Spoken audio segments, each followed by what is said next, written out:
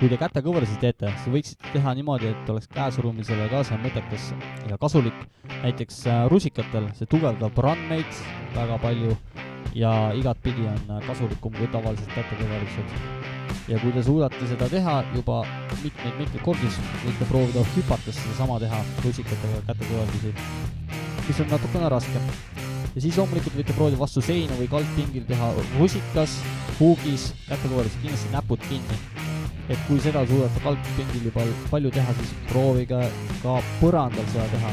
See ei ole nii kerge, kui see tundub muusin.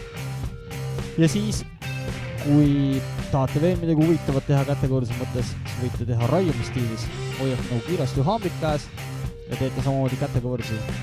Samuti tugevdab randmeid, et käesurumises oleks nagu lihtsam suruda. Ja näppudel kindlasti võite niimoodi näppul teha, nagu ma praegu siin näitan, mis on nagu kõrgem variant või siis raskem variant. Panete näpud niimoodi.